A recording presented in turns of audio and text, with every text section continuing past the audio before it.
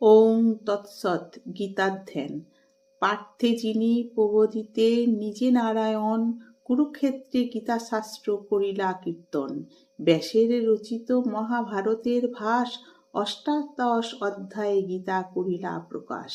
এই গীতা পাঠে হয় দুঃখ নিবারণ, অদ্বৈত অমৃত গীতা করিলা বর্ষণ। ভবভয় হরা গীতা দেবী ভগবতী, প্রণমী চরণে তব আমি যে সম্প্রতি। আশ্রিতের দীনবন্ধু হে চালক হরি, গীতা জ্ঞান দাতা তুমি, তোমাও নমস্করি। অন্তিম সময়ে যেবা করে গীতা দান, সর্বপাপ নাশ করে বৈকুণ্ঠে প্রয়াণ। গীতার তত্ত্বসার।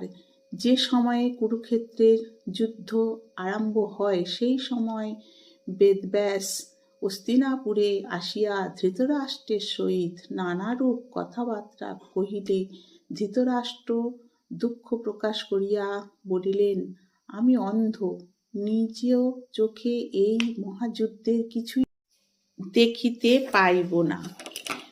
বেদব্যাস বলিলেন, এই যুদ্ধের যাহা কিছু ঘটনা বলি সৎ সমুদয় জ্ঞানী সঞ্জয়কে জিজ্ঞাসা করিলেন, সমস্তই জানিতে পারিবে। আমি তাহাকে দিব্য দৃষ্টি প্রদান করিতেছি, তাহার ফলে সঞ্জয় গৃহে বসিয়া সমস্ত যুদ্ধের ঘটনা দিব্য চক্ষে দেখিয়া তোমায় সকল প্রশ্নের উত্তর দিতে পারিবে।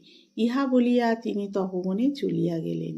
আমরা গীতা বা ভগবদ্ গীতায় যাহা দেখিতে পাই, তাহা স্বয়ং ভগবান শ্রীকৃষ্ণের মুখের বাণী।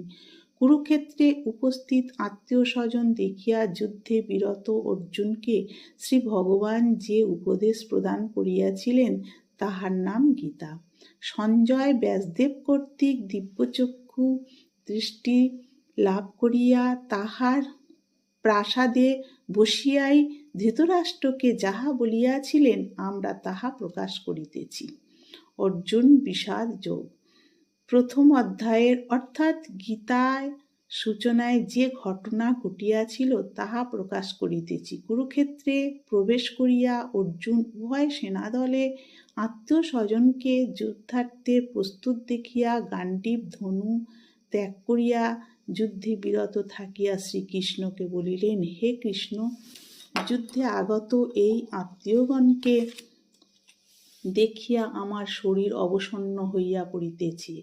আমি কিছুতেই এ যুদ্ধ করিতে পারিব না। যদি এইভাবে যুদ্ধ করিয়া লাভ করি, তাহাতে কি লাভ? কুল ক্ষয় করা